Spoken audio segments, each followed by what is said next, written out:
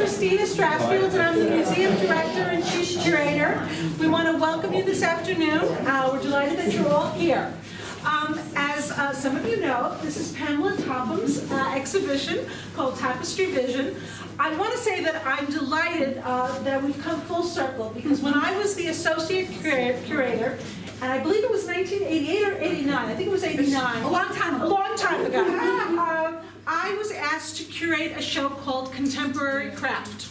And so I went around looking for wonderful artists, and that's when I first met Pam. And I fell in love with her work then and included her in the show and was just so delighted, and have followed her work ever since then, and have just been enamored of it. So in 2015, when we had our annual members exhibition, Marla Prather, who was then the curator at the Metropolitan Museum of Art, formerly at the Whitney, formerly before that at the Corcoran, so obviously someone who really knows art, was the awards judge that year. She came in, and I remember walking around the room, and we just kind of explained what the history of the show is, and we usually give them a post-it so they can go around starting to tag. So immediately she went right over. That was the first post-it that she put up right on Pam's piece. And so usually throughout the day we don't influence them, but we go back to say, do you want water? Do you want coffee? Do you want a break? That kind of a thing. And of course we always kind of check, like, where are the post-its now, just to get an idea of who's in the running. And again, Pam's, the post-it was right there. Finally, at the end of the day, she called the receptionist and said, I've made a selection, do you want to come up and see? And so when she told me that the first prize winner was the one right there in the corner there, the top one in the corner, and it was Pam's piece, I was so happy and so thrilled to hear that, because I knew it would be a wonderful experience to work with her on curating a show of her own work. Having the opportunity to see all these works, to go to her studio, and to see the way she works and what she does is truly amazing. And I think that the work, can you hold up one of those cards, Nancy? The back of the card that she has done shows the bobbins in the piece, and it just blows you away that the yarns and that imagination curate all the beauty that you see around you. So it's truly amazing. I'm going to ask the people who are sitting in the middle, in the chairs, to keep your chairs just away from the pieces, and if everyone can be in the middle, so this way Pam can go around the room and actually talk about individual pieces. So if you're closer to the center, that's probably going to work better. So without further ado, Pam. When you came to my studio, I was feeling a little overwhelmed, like, where do I start? And she had a little file. It's like, this, and you need this by then, and this is a map of the room. And so the only thing you need is to put a key on. But it's like, so you can plan what you can do. Otherwise, it was like, oh my God.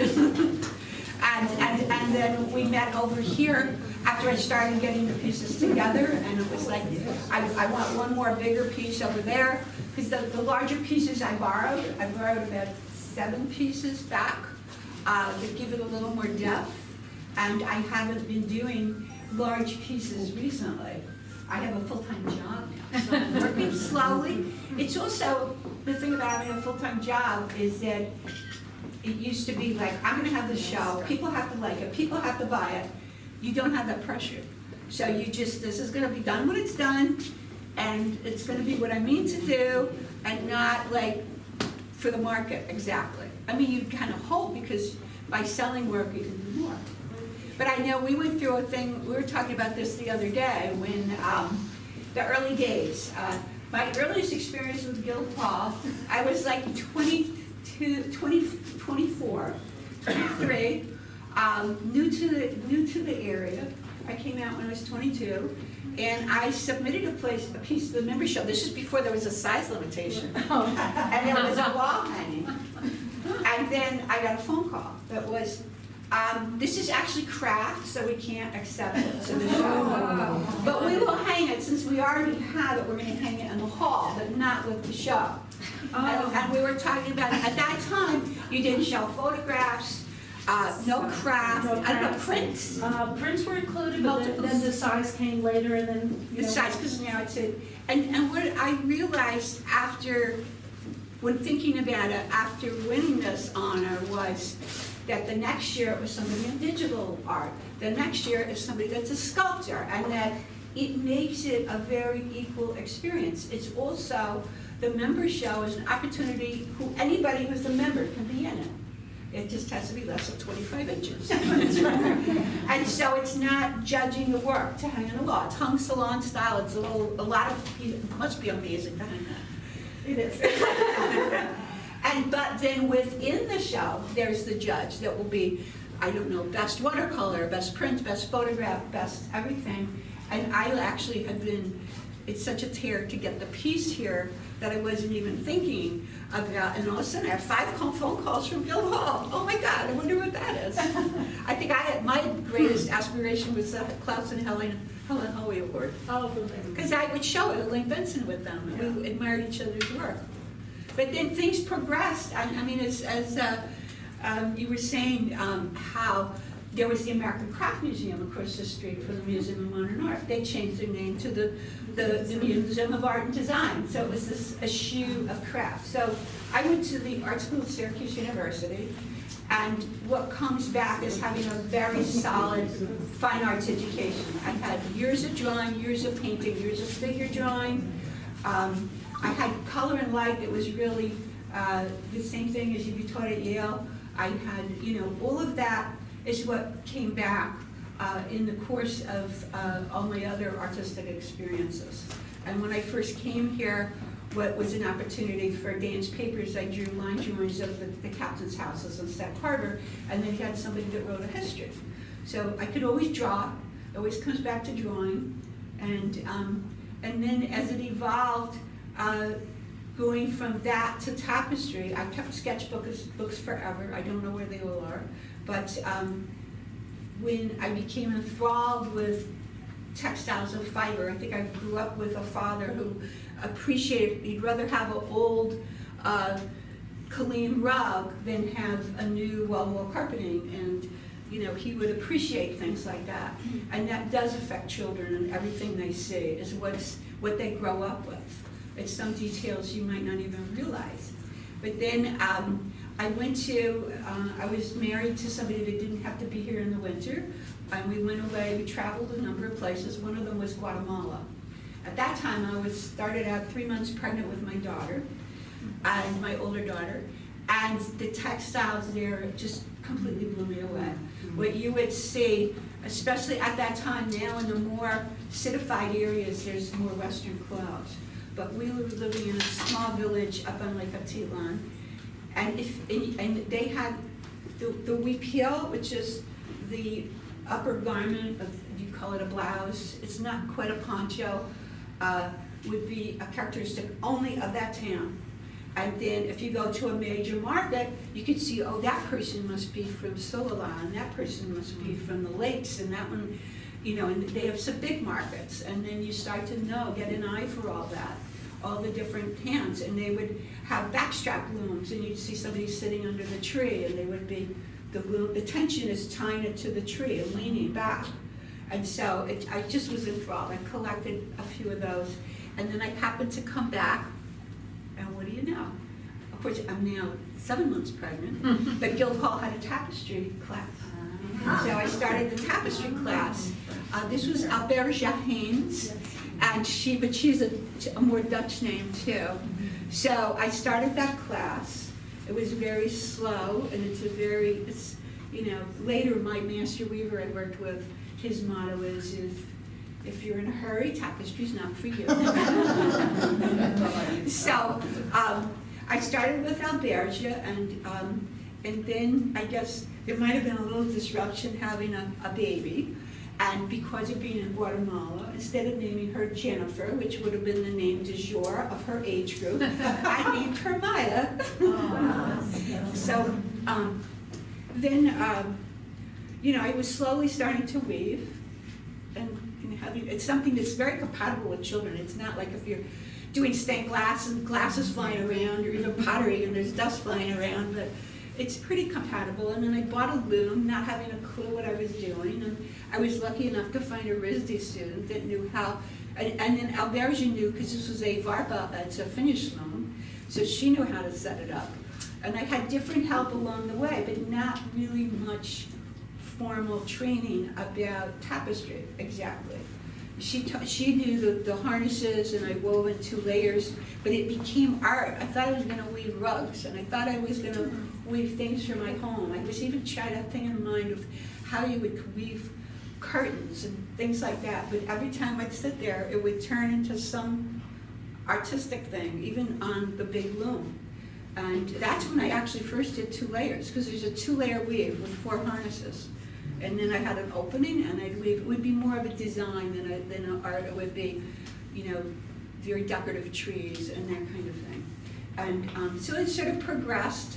And then it was actually pretty early on. I got a commission from Tapestry, and I did some big pieces for them, 2 of which were stolen. Oh. And they were theirs and not mine, but they were in a hallway that was unprotected. I think they had some big issues in that early time. Their goal was to have artists from the region I think they still have it. It's like a stained glass ceiling in the restaurant.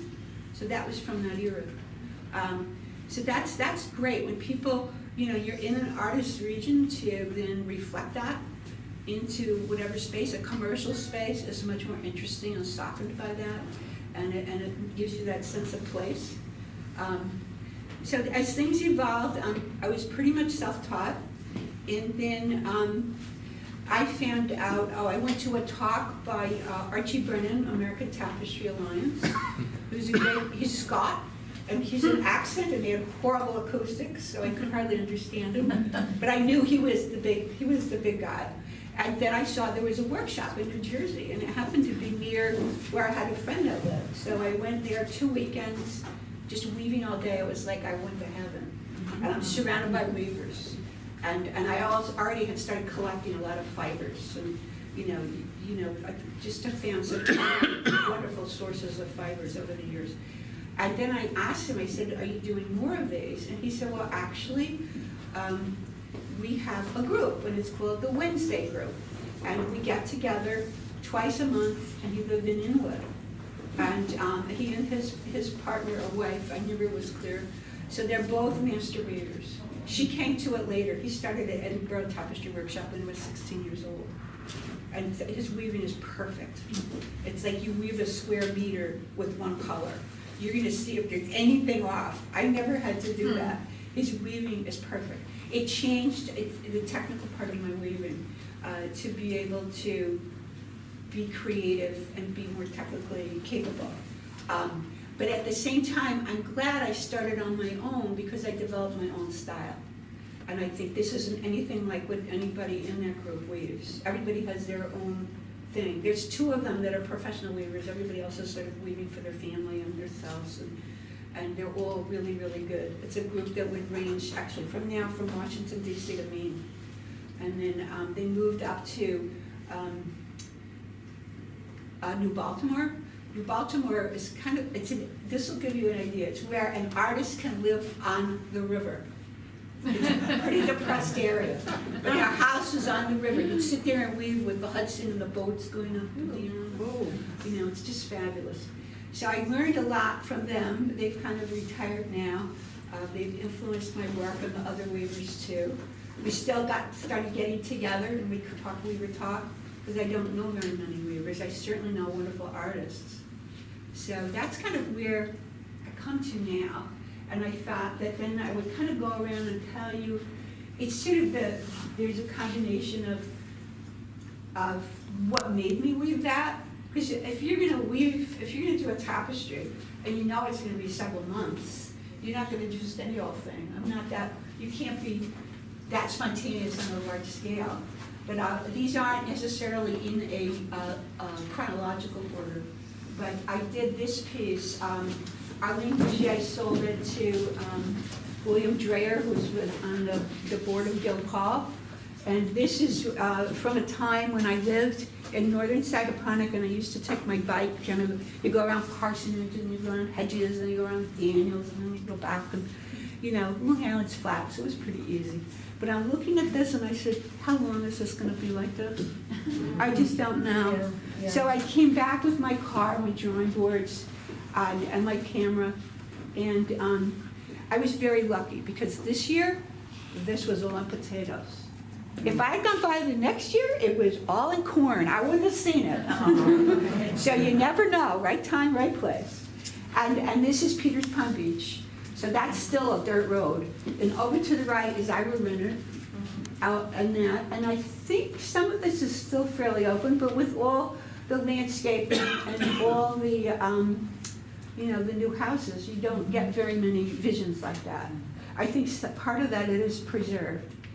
But that's what inspired it. And I went there and I'm drawing, and then I said, a typical landscape on Long Island, you'll see about this much land and this much sky. And I see that, you'll see that in some of Priscilla Bowen's work. You'll have the land and the sky. And so I thought, to get a better perspective, I wonder if I could pull my car up over there where the telephone pole has the steps going up, and then I could take a picture from up there.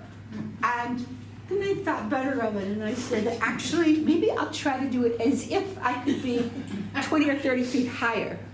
I had this thing I mentioned to Janet Jennings, another one of our great landscape painters, is like, I wonder if we could get time chairs on cherry pickers for the landscape artists. So we could hang up there, and, so I did it as if I could. So you'd have, I'm at Hedges Lane, and you go across Daniels Lane, and then Peters Pond Beach, right, farming to the dune. And I did one of my boxes that, I did a box top like this too. And then it was actually years later, I did this series. And it's over several years. I think I had somebody on Parsonage Lane did, they had several acres just in wildflowers. And I took a picture of my daughter in a flowered dress in front of the wildflowers. And I had that on the mantelpiece or someplace. And I kept getting drawn back to that. So I wove that. There's different weaving techniques. This is woven on a 4-harness loom where you're using the twill weave. And then, I don't want to go into more detail than you might want to hear, but you're using the twill weave to create the rose. It's a little abstract, but it's the texture. And with this, to get this kind of a line, and many very old weavings are woven on the side. And you can kind of see by which way there's little lines. So I wove it on the side, and then I said, but I don't like the shape of the dune, weaving it like that. So then this one, I wove this part on its side, so you can get this line, and then I wove this one, and then they're just attached. And this was in a show at the San Jose Museum, and then one of our most important weavers was there. And he was looking at what I did, and he said, you can't do that. I said, I know I couldn't do it on a large scale and have it hanging from the top, but on a small scale and mounted, I've just done it. So it was one of the few times I met him and admired his work for years. And then this one, this is Lower Side Pond. Twice a year, they will open the cut to kind of drain the pond a little. It'll be the same level as the ocean. And at that point, there's all these exposed strands of sand, and that always intrigued me. And then I remember at that time, I had not been down to the beach in a while, and I said, I want to go down when I find out the cut's open. And I said, I'm taking a business trip to the beach, because I need to be there. So I'm taking photographs, I do sketches. So I worked different ways. In the early days, I worked totally from sketches. I remember sitting on top of my car, and I would do these drawings, and then they'd be fairly finished. But then I found one that said, bring bug repellents. There'd be coffee drops. Right. And then people were interested in the drawing, so I started more of a habit of sketching, and then with the drawing board, doing a more finished drawing with all the equipment nearby and nice light and all that. They're less spontaneous, but they are more finished, using the information from the sketches and the photographs. The photographs, especially a long lens, will give you details that you can't see with your eye. And so this, I rewove this idea, a little detail of it, as an important part of Sagaponic. And then, this is the last one I did in the series. So the White Farm is a farm right at the bottom of Sag, Maine. It's been in the family for 300 years, from when King George gave away the native people's land. And the thing about them that you don't see many other places is, being there 300 years, they know you don't build on a dune. They have cottages that help pay, you know, for the taxes and things, but they're little cottages. And one time I asked, why is there like a telephone or electric line on the dune? They said, well, that was put behind the cottages. That's how much that dune has moved. So when people build and interfere with the dune, or like Peters Pond Beach, you have a big storm and it's gonna blow out. So this is something, this was sort of honoring that. That's a special place. And then, so that was, I think, and then I did, there's a little one over there in the corner.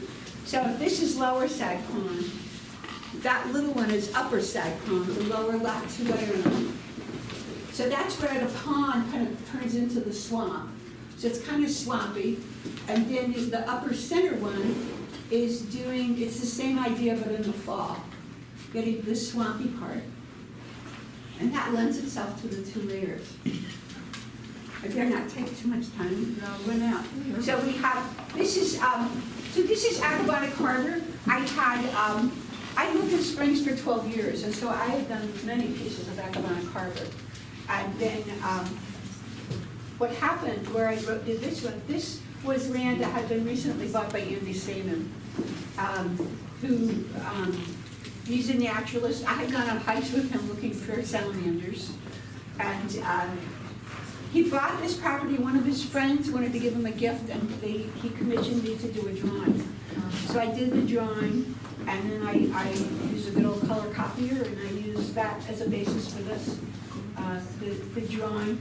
You know, I had never done something from fall, and what I also do, this is sort of the other thing. First you have the art and craft argument, and then when I started weaving, I never was a perfect tapestry weaver, and the Tapestry Alliance is defining weaving a tapestry.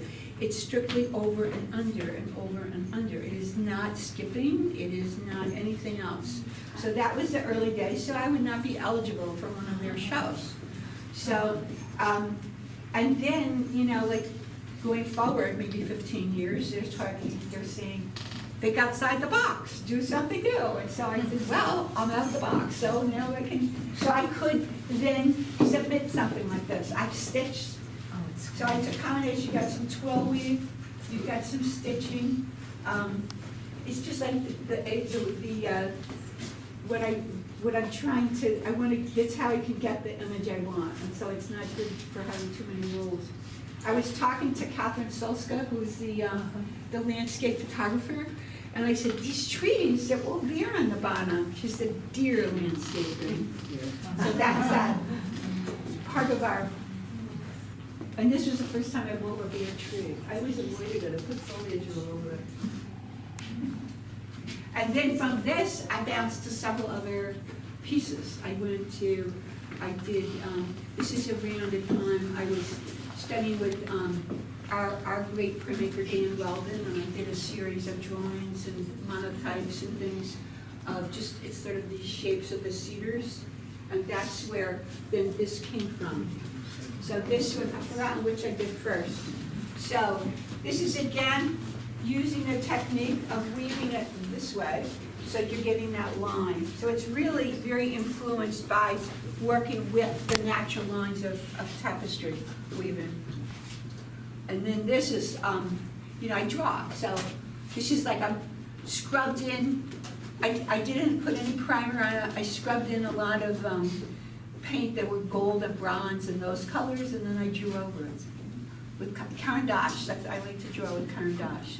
I sharpen them, so you go through a lot of them. They spend half the time sharpening when I'm working with pencils and carandache. And then these two. So I spent some time out west. I was very, very lucky. And I was, my daughter, we did one trip. We went to the first time I went west, I was in Arizona, and the landscape there just totally blew me away. It was just an entirely different thing. And you're seeing shapes and forms that are totally unfamiliar. And I did several drawings, I did several tapestries. 2 were bought by McGraw-Hill. I did tapestry to go with the top drawing there. So that's just south really of Monument Valley. I never made it to Monument Valley that time. But then later with my daughter Eliza, she was like 10, 11, 12. We did 3 cross-country trips. One of them was Rocky Mountain National Park, and which is immense. It's a high altitude. I had to go buy an extra blanket, because it's very cold if you're in the mountains. And I'm going around a bend on the more western side of the mountain, and I just caught a glimpse of this. And I went, where can I get off the road? So I see there's a turnout not too far. And I came down and I took a bunch of photographs. Because this is the valley, it's the Kamanichi Valley. This is the beginning, I think, of the Colorado.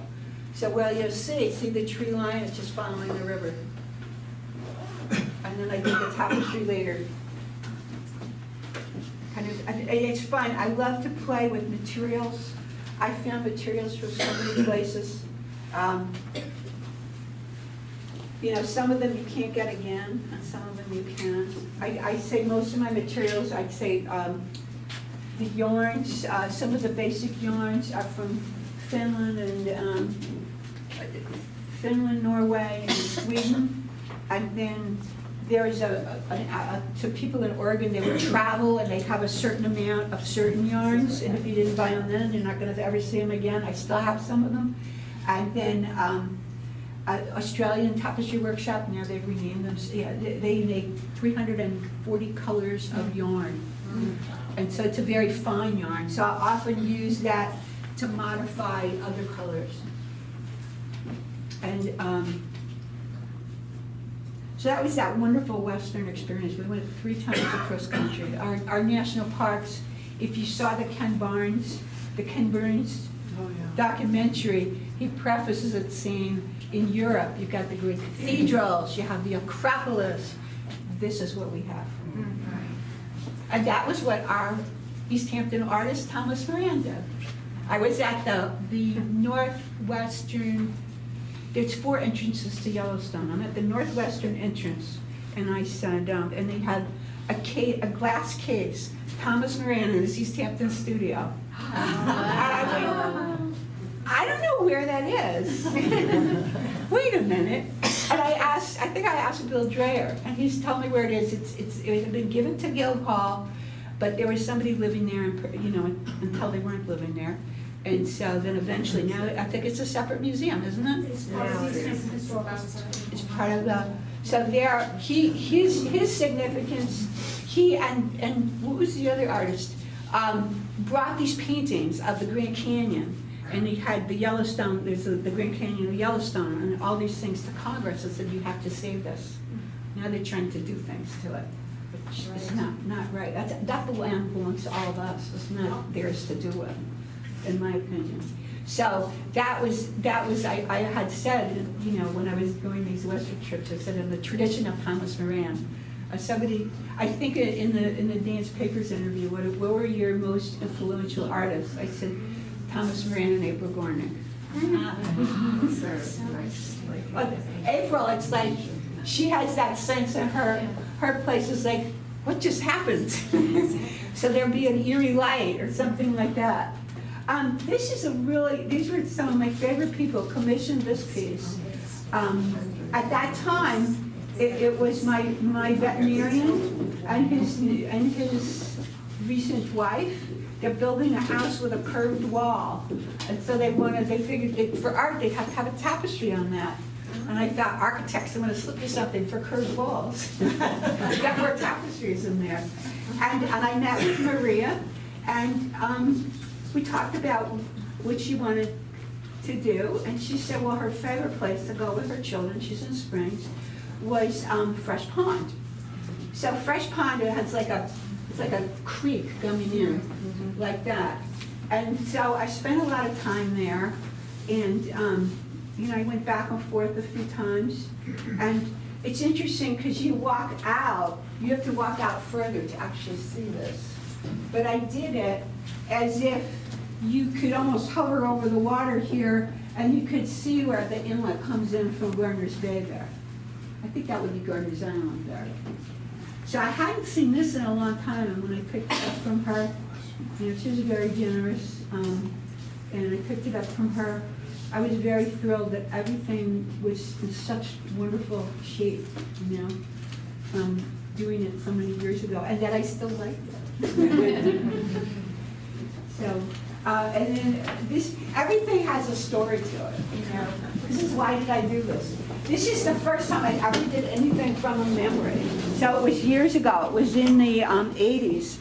I had a friend who loved sailing, and he was very new at it, and he finally bought a boat. And so it's like if you're a sailor in your life, that's all you're gonna do. Every weekend sailing. You're not going to art openings, you're not going to the beach, you're sailing, because that's it. So I did a fair amount of sailing, but we're just sort of learning, and we kind of, somebody later said maybe you were too close to land because there's very little wind. And so we're kind of flapping around, and that's when I started doing a lot of drawing again from the, just from the boat. And when you're on the boat, so when you're on the boat, the land becomes sort of abstract, it's silhouettes on the horizon. So it's a very different look, and that influenced my work at that time, and none of which is here. So that was a big influence, and I was drawing from the boat, and so then finally we're going on a big trip, and we go, it was actually parallel going out with a friend who's a really experienced sailor. Russell Stein is in his boat. He'd done the Long Island, the Round Long Island Regatta, he had done things like that. And so here we are, we went out, we went to Black Island. Actually, my mother and my aunt and uncle had a plane, and they would often, I'd fly to Black Island with them. In this case, my mother was with them. We went, we stayed over a few days, and we're heading out. Russell's gone back to work. And we had a squall. And we had the sail fully up. We had beautifully tied reef points.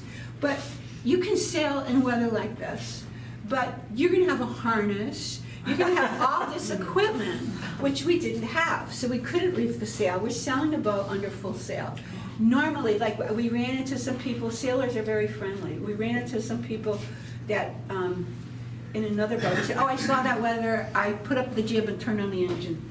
And they went to Stonington, which we did not mean to go to, which is where we wound up. So we got blown up. He couldn't point in toward Montauk because you're gonna broach or breach or something. So we kept getting blown north, and we're blown north. And finally we come up here, and we come into, this should be the shoreline of Connecticut. We're coming into the north end of Fisher's Island.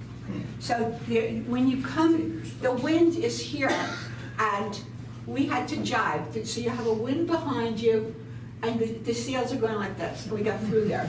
I thought rocks were friendly after being in the middle of the ocean where you could be lost completely and nobody ever noticed you're gone. But I think it's like the brighter skies, things are good. And we pulled into Stonington, and we had several stays broken. Later he told me he thought he was going to lose the mast.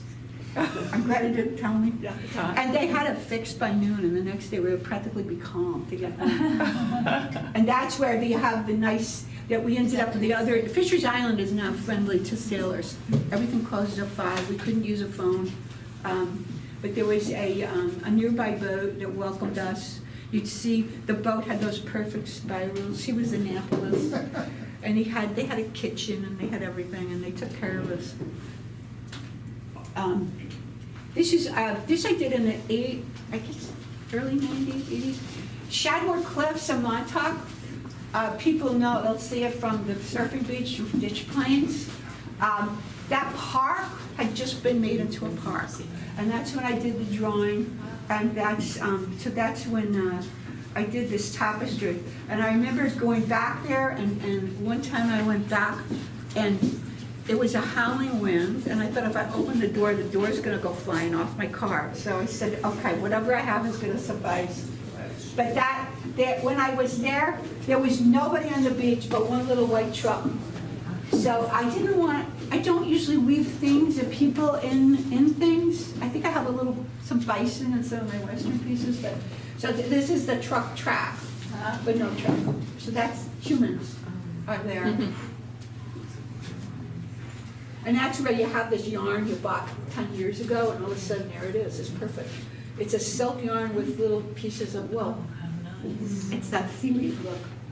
So the two-layer weavings, the original design of these frames was David Ebner, who's a furniture designer. So I was very, very lucky I met him at the show that Christina had curated, and we did some wonderful collaborations working with his wood.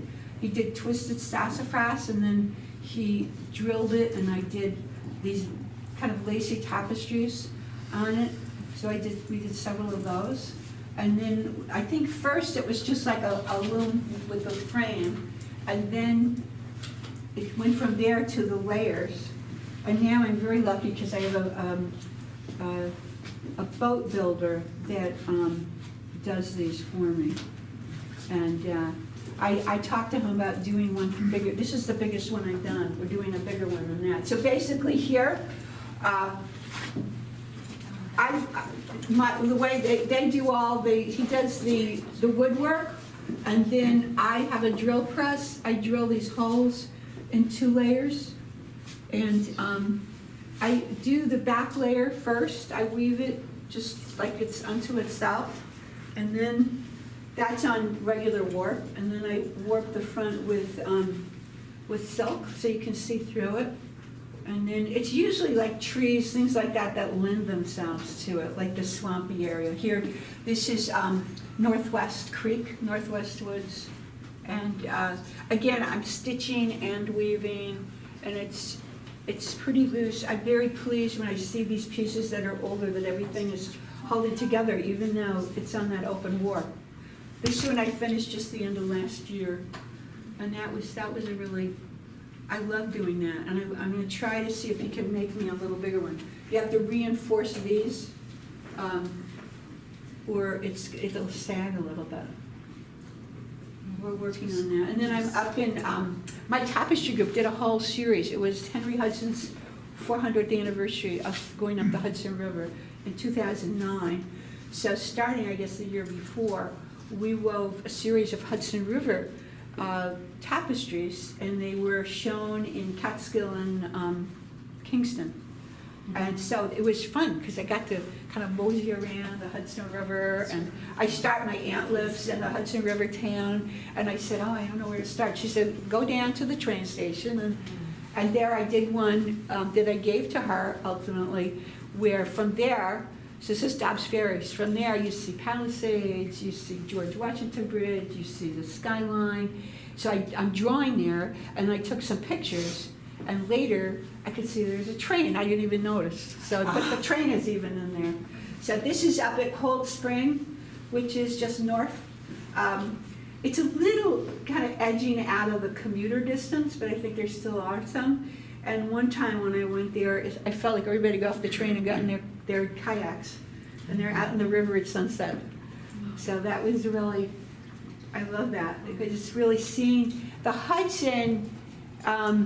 Had been major commercial transportation, and then I know that my aunt's family, they used to have a sailboat, and the Hudson is a great, wonderful river. And then this one, Eliza and I were in.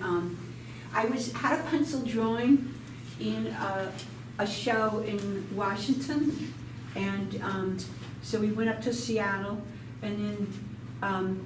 We went out to Orcas Island, and that's where this was. And I remember, we're walking through ferns in a dense forest, and it was unlike anything. I mean, we have woods here, but there you really have a forest.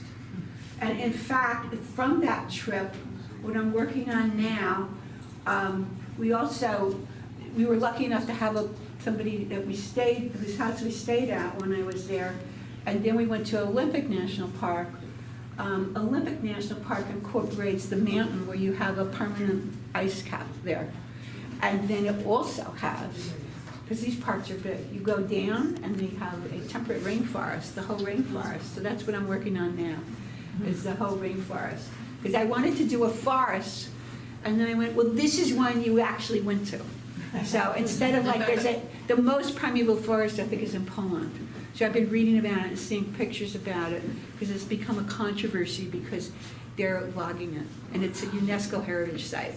So, so I thought, well, so this one I'm doing, I have a whole lot of photographs from when Eliza and I were there. I have pictures that I put in for postcards, and I'm kind of compiling my own image. So I think the first of my cross-country trips, or the second one after Arizona, I rented a casita, which is a very tiny house in Taos. Having been to Arizona, I thought I was going to see more landscape like that. And Eliza and I went there, and I did not, we drove across Route 40, and we went across the Smoky Mountains. It's a beautiful drive. I don't know if I'd be up for it right now, but I love driving cross country, So we come up into Santa Fe, and this is, I had a lot of stuff with me, and I thought, I'm just gonna keep on up to Taos and not stay in Santa Fe. And then I haven't seen my landscapes. I'm seeing some mountains, they're really nice, but I'm not seeing it until I come over the mountain and I see this plateau like that. And when you come over the mountain like that, you feel like you might fall in there. So what this is the Rio Grande River way down there. That was amazing, because the distance here is just, and the weather. What I put in there is it's a different sense of weather. Because over here, they're having a thunderstorm, and here it's perfectly dry. And that's very typical. It's very local. And it's also because you can see a great distance, you'll see that. You'll see the weather that you don't see when you're here, because you can't see 20 miles that way. It might be raining over there. Very local. So that's the drawing for this one. I spent a lot of time. They had a turnout above above this, where I would go up there in the morning, and she went to a camp, and I went up there, and I would be drawing. But it's a pleasure. It's like trying to get the light right, trying to get everything. And then this I did more recently. It's sort of the detail. And then this one, this was my first trip to Arizona, where I'm just driving around. And the great thing, if you ever do one of these trips, there is a book called Roadside Geology. And I discovered it at the end of the trip. So I would go back and find out where I was. And I would see, one of the things I did one weaving of is called a monocline. So it's kind of like you're seeing platelets of the earth like that. And the shapes that you don't often see. And the distances, you usually see like that. And then this one, this was this later trip. We went to Canyon de Chelly. So we went from Taos, we went off kind of camping, and we went to Chaco Canyon, Acoma, Canyon de Chelly, Monument Valley, and they're really places that we're going to. They're really unlike anything. I'm there in the summer, so this is all dry. This is a riverbed, but it was all sand at the time I was there. And that was starting to do this, and then when I did the tapestry of that, new palette, I gotta buy $200 a new yarn. Fortunately, a lot of this I see, it's the Australian Tapestry Workshop. So that one was, it's fascinating. And looking at those shapes and the sort of sculptural angles of the rocks is just amazing. I guess I want to go back. Did you do that on inside, like you were saying before? No. You'll see the lines, like you can see that with these two are both woven on their sides. It's more conspicuous than the one on the right. So these two are both. It would be hard to tell. This I did, when did I do that? Maybe it was 2008, something like that. And that I call, it's from what I used to, when Eliza was in high school, this is what you do in Sag Harbor. You drop your kids at school, you meet your friends at Long Beach, and then you park in the middle. So I'll meet you at the Rock. That's the Fosters who gave Long Beach to Southampton. So you meet at the Rock, and then you can walk this way, that's a half a mile. You can walk this way, that's a mile. And then, or maybe you can continue, and you'll see different people. That one had to leave, you pick up that one. And I do that every morning, and then sometimes at night, and you're a big beach person, so just going to the, going there, and it was just the feeling, and the sounds of the water, and the sky, and then you see the little bits of land out there, and then it's different at high tide and low tide. And so I did that. It's woven on its side. It's very influenced by the weaving technique. So this is just letting it go and letting it happen. And I didn't necessarily plan just that.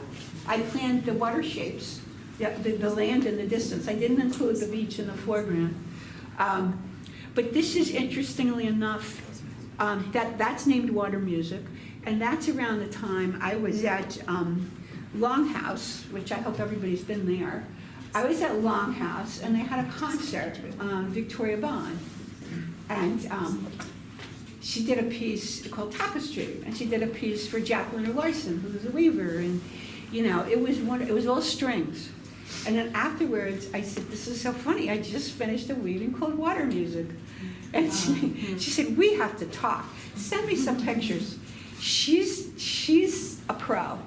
She put together funding and grants, and I think she does this very well. And we had a series at Symphony Space at the Talia Theater. Is that how you say it? The Talia Theater, which is just like 100, 200 seats. And she said, "Who else do you know?" So I said, "Okay, my master weavers, Archie Brennan, and Susan Martin Maffei. And then who's the other one? Oh, and then we had Jack's work. So we had Jack's tapestry, Jack's weaving.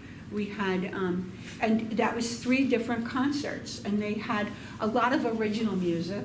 They had a man that transposed Philip Glass onto piano, and Philip Glass came to this, and he said, "How many hands do you have?" Because typically he'll have 4 keyboards, and you'll have that in the background of whatever else he's doing. So you have that kind of rippling kind of sound. I was lucky enough to go to band when he was playing. So, and then this is very recent. I finished this year. So this is from a time, this is an influence. It's too bad Kelly's not here. Kelly Smith was one of my teachers, and she's always putting photographs on Facebook. So, and then the other one's Irene Tully, who's here somewhere.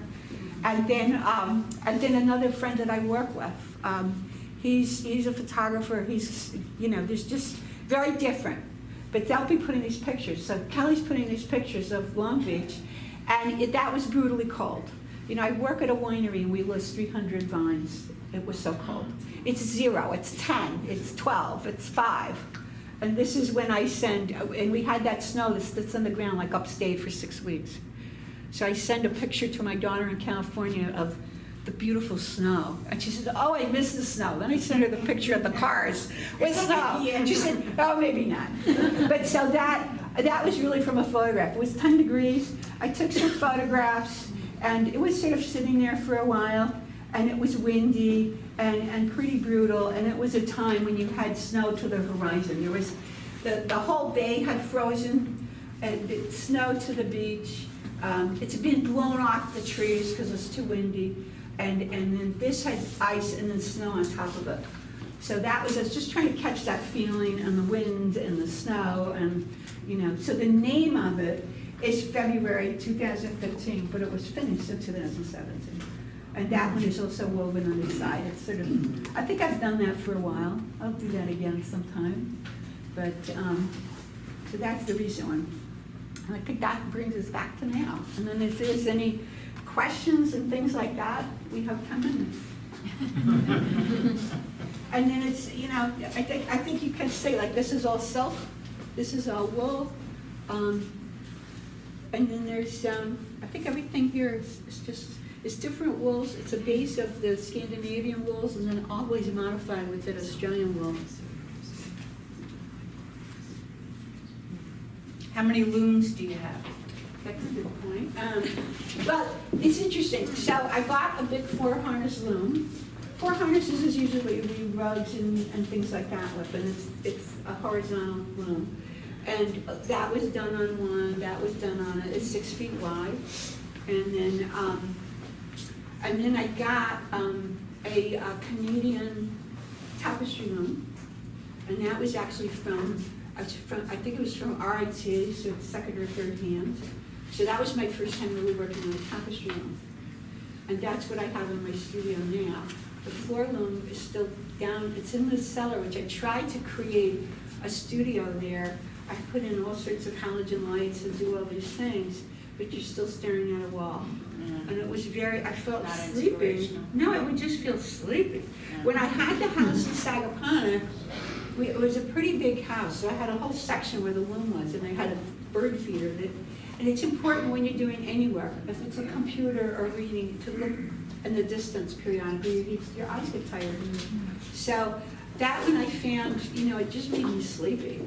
And so this was sort of my dream. 2 years ago I built a studio and a big porch. Those are my 2 desires in my life, and it's also a commitment that I live in Sag Harbor. That's it. How big is it? Studio, I think it's 18 by 24, and it has a little bathroom in it. And so it's, I could, I wish it were bigger, because I would move the other room up. I just decided I would move it up when I needed it. And then, so if I need it, I will. It's just very hard. You have to disassemble it to move it, because it's probably 300 pounds and really big pieces, and it would be hard to move, but it can be done. It comes apart. It's like lumber. I get calls like, do you want another room? No. I'd get a new tapestry room in a minute. I would like to do that. Is there a painting or a drawing with each piece somewhere? I think some of them were more sort of sketches and photographs, and some of them. So you don't do This I did a drawing. Yeah. And I did a drawing, and I had the idea. Oh, that's another interesting thing, is teaching. So I taught at Ross School, and the nice thing with Ross School, they run the course and it breaks even. They want a community coming into the school. They're very engaged with the community. So I'm there, and I had 4 students. I had an important writer, I had a filmmaker, I had a woman she's Carol Hunt's assistant, a paralegal, and I don't know what else, an artist unto her own right, and I had Anna Hargrave, who is a gallerist. And so these people, it was like, you could pay me. I mean, you didn't have to pay me to teach them. And it was one of them, Ursula, who said, how do you weave in a curve? I want to weave in a curve. And she said, I said, well, it's called eccentric weave. And you kind of build up a shape, and then you weave over it. And you go like this. So she started doing that, and I went, why aren't I doing this? And then I did one of my Hudson pieces, and then this was very much her influence to do that. And so I thought, you learn so many different ways. You learn from students, and they ask more questions. And, I think most of the people that would bother to come and try to learn tapestry are people that are engaged enough that you'll have something like that. It's kind of it goes 2 ways. It's fun. Pam, how about telling us about your artist in residence experience in Europe? So I applied so there's different levels of artist in residences. There's ones there's the one in Peterborough, McDowell. There's Yaddo here in New York. There's one Lake Como. These are ones you have to be a very prestigious artist to get into. Haystack. And I know at McDowell, if you get in there, this is something I'm thinking of doing at some point. You have a living space, you have a studio, they bring you lunch, and you all eat together at night. So you'd be with composers and writers and things like that. I had not applied on that level. And I did one to Bogliasco, for one in Italy. So there's another level where it's subsidized, but you are paying for it. So that's where I went to one in the Czech Republic. And it's Milkwood, so it's a foundation. And they have one of the really old buildings on the Rio River. And so it was like a big studio living space. I had a table. They said, what do you need? I said, I need a table and a light. And that's mainly what I really need. And it was just for 2 weeks. I brought a lot of drawing materials. I brought a large suitcase. And what I learned from that, traveling with a large suitcase is not a good idea. But I had drawing boards. I had a drawing board with me, and I had the things I'd usually use. And my brother lives in Switzerland, so first I visited him, and then I come down to Linz, which is Austria. Then I get on a train that's probably 100 years old, and you have to go up steps that are steep like this in a giant suitcase, and it was terrible. And when I got there, really, I just had a drawing pad. So, but I did a lot of drawing. I think it was very fulfilling. I did not make any tapestries from that experience. And then I did that one twice. I went 2 different times a year. And then I went to one in Costa Rica. It is a time you work. You're isolating the work, but to me it was also the experience of being in a completely different place. It's a very different place. Different visuals. I did one in Costa Rica. It's a similar one that is up in Ciudad Colón. It's not in the tourist area. It's a town kind of not too far from the capital, and it's where you have this Ciudad. It's the Peace University for the UN is there. So you'd see unusual people in the markets that are from Nigeria, or from all different places, and we get to know some of the people from there. But I did a lot of drawing, and that was pretty much what I did. I took one more trip to Sweden and around the Balkan in a boat, and it was very wonderful, but it wasn't my landscape. It was interesting. You come into St. Petersburg and you're faced with 800 cranes. That's a port. No, don't leave that. 800 cranes. It was interesting. It wasn't like, I think I have to go to Norway, go up the coast or someplace. And I was looking at my friends who live in Australia and just the national parks and things right around them. Those are wonderful.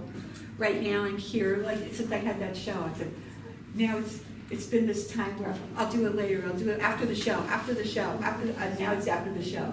I'll clean up my desk after the show. I'll get this, I'll do that, and I'll, clean up the basement, I'll do this. So it's after the show. But it's when I'm happy, I'm working on that weaving of the rainforest. Well, fiber has taken you all over the world. It has, and that would be on my map to go. The Australian Tapestry Workshops in Melbourne, and my friends live they're near Byron Bay, which is that's a flight. You're not going to drive. It's not close. But I'd like to just see this place where I've been using their yarn for 20 years. Can you talk a little bit about the different choices? Oh, I'm sorry, I have a question. Tell us how you go about, your mind process about the atmospheric part. Some of the weavings are so atmospheric that you don't even think there's a stitch in there. And then in contrast to that, you have the linear stitches, like that one in particular, where you feel like it's brush strokes, almost like Japanese brush strokes. And in contrast together, they work beautifully. But how do you think about it and go about it? I think some of it evolves as I'm weaving. Some of it is intentional, like this. I didn't think this was going to be quite the way it was, but it's sort of go with it. Let the weaving take me away. I'm not controlling it as much. I'm letting this sort of happen, and I'm trying to get this light. So this was more preconceived than this. So this I kind of went with this feeling. The materials, often what you'll see in most of these pieces, it's water is silk, and the other things are wool. Here, to do snow, I had to start getting all new yarn, and you want a shade of white that is not like super bleached white, but neither is it natural white. It has a little creamy look. That's a natural wool. And then what I did was I got it fairly white. This is from a place in England. And then I got, the silk people are in Vancouver, And they have this wonderful, I've been using this for 25 years. They have a selection of silk and colors. So you select this color, this silk, this color, this silk. And then, so I have little thin layers of different shades of silk that modify the white. So there you have a little pink and you have a little turquoise and things like that. And that, some of it's playing with colors. I almost never have one color in the bottom. I usually have 2, 3, or 4, sometimes 5. And so that gives you the depth of the color. It's not as flat. But some of it evolves, some of it I plan, some of it just evolves as I'm weaving. Oh, it's very impression, that part of it is very impressionistic. Pam, do you like to do the sky or the land or the sea? What do you? Oh, it's the whole thing. Sort of like, well, the thing about weaving, so if you have a painting, so you'd be painting this, and then you do this, and you're over here. I don't know how you work, Maria, but so, and then with weaving, it's from the bottom to the top. So, I mean, the way I work, I might build up an area here, and then I'm weaving over here, but basically, you can't go over here. You have to go up to there. So that controls things too. And it's sort of the sense of the sky, you have to be satisfied with that moment, of like the acrobonic one there I'm seeing, like this, the water reflects the sky. Sometimes when I'm inside Harvard going over the bridge, I don't understand why the water is that dark blue. And then you look at the sky. So do you start here at this point? It starts all the way to the bottom, so I'd be warping the loom across here. I start weaving across the bottom and going up. So it's different than. Do you go like this way, like that, or like? So that one, I probably built up this shape, and then built up this shape, and then I built up another shape. So it's not like perfect rows. It's not linear. This I would. This was woven in rows. This I'm actually doing by hand. I'm going under one and over. So I'm going under 2 over 6, under 2 over 6 for the bottom. And then I wove what they call tabby weave in between each row, which is just over, under, over, under. So that keeps it to be a solid weaving. And then here, it's controlled by the loom. That's just over 3 under 1, which is a twill weave. I haven't done that in a long time. Ruth? Yes, I know you might have had a problem being a woman painter, as craftsman, and to have tapestries, it shows. Right. But have you had much problem being a woman artist? Well, this is that time I signed my paintings P. Topham. and I still P. Topham. So I just do that because I've always done it. So that reflects what you're talking about. When I first started painting, I just signed it like, it's not about what sex I am, it's, and that was in the 60s. So this is, we come from a similar era where I don't think I encountered that probably because of the tapestry. I mean, right now, I see Archie's one of the foremost, he's the most important tapestry weaver I know. There's different cultures. I know in the Hopi culture, it's the men that weave. And in the Navajo culture, it's generally the women. So it's, and in my tapestry group, there's other than Archie, there's one man. And that's what he's retired from a government DC job. He moved to an island in Maine where he gets to weave a lot. I think you can't even get off the island part of the time. Where do you put your signature? Do you weave it in? I often put it on the back because I don't want to disrupt the weaving. It depends. If something's really big, you'll see a PT on it. I don't usually spell out my name. It's often, I've stitched my name on the back edge, or some of the mounted ones, I've just written it in indelible marker. Yeah, it gets a little, it's like such a variation in the bushes and all. Do you go back in there? It's stitched. It's Okay. stitched. And do you ever like Using use- a needle? Yeah. I'll Okay, use so it you use a needle, that's what I was gonna ask you. afterwards. This is after it's woven. I'm stitching over it. Okay. In everything? No. Just some? Like this, I don't think there's any stitching over. This, I've stitched over here to create those shapes. So all of those are stitched. All of these are stitched, this is stitched. Because I felt like there's little things that, you couldn't weave, but they're more stitched. So what does the wool look like? For like versus a canvas, like how do you pick what kind of wool to use? That's the fun part. I mean, I have a lot of yarn. And, you know, this, I'm dealing with a palette that's a fall palette, so it's different than what I had a lot of. I had bought a lot of these natural silks earlier. This one I was just looking at is interesting because this is going back where the weaving is influencing the drawing. Yeah. So that was when I did the pieces with Dan Weldon, I did a monoprint where I did only drawing, vertical drawing. None of this, like these are finer drawn, there were also the crosshatched, this, but I only did vertical. And so that's kind of what I did in that one. And then in the one that I have, it's not here. We couldn't hang everything here. We got one that I didn't have and we added one. How long does it take you to complete a tapestry? It's harder to tell now because I'm also working at a job. These last few took me about 4 months.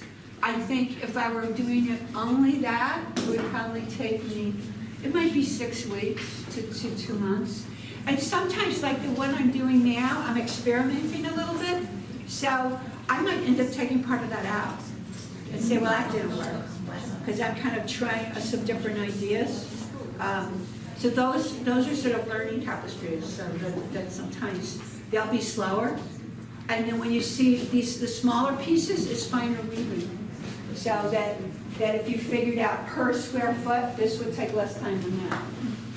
You know, because I'm using tiny yarn. So you're not using like a mesh for like needlepoint, you're just No, actually it's woven doing on a loom. a Look at the loom. back of the card. I put that on there because of that. It's like, everybody's like, how do you do it? You know? Yeah, And so that's on the loom. That was that piece on the loom. How do you get, you know, I've been living with one of your people Yeah, for Marion has one of my maybe pieces. 16 years. Yeah. How do you get that? It's called high wind on aquaponics. How do you get Oh, the trees. the movement? It's the shapes of the trees and the grasses. And they keep on moving. I mean, Yeah. And I just was fascinated with that, and It's that's silk something, in the wool. it's catching it in that moment, and I think at that time I was working more from drawings. So I did sketches. I think that was out, if you're at Louse Point, but you're looking out toward Gardner's Bay, that's her piece, so it's a lot of grasses and cedars. I think it's Gerard Drive looking across at the opening But at could the be. Atlantic Harbor. Yeah, But the wind, and I always, Yeah, and the I've been on cedars the are in the harbor, wind. and I felt the wind, and Yeah. seeing it. well, this is a little bit like that, I'm trying to get the wind. Yeah. Because also you'd think it would have snow on it, but the wind blows all the snow off, which is good because it can also break branches if the snow is on it too heavily. So, Thank you so much. Thank you all for attending. And